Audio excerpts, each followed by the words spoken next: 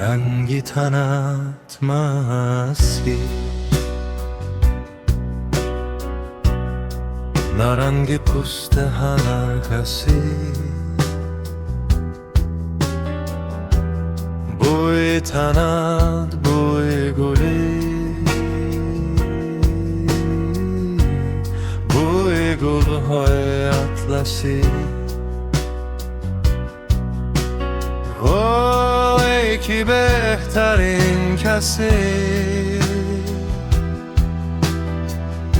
تو از کدام راه میرسی؟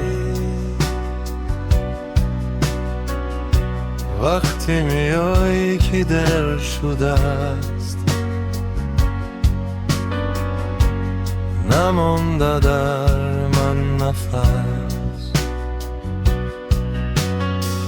بیا که وقتش رسیده، چشمم برابر خشکیده، صبر هزار سالی من دیگه آخر رسیده.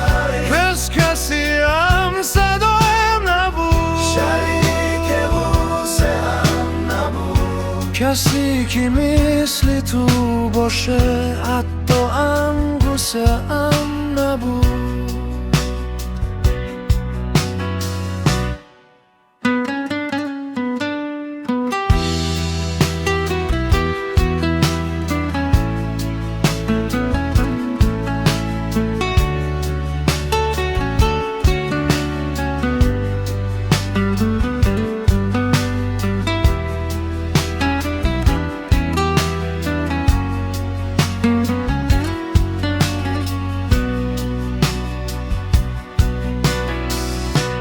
رفته تنت خبر آرد، خاک تمام جاده ها.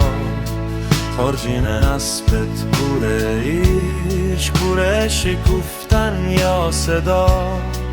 قدر تمام آسمون قلب قطر شب نمی، کم نفس ستاره و اهل تمام عالمی.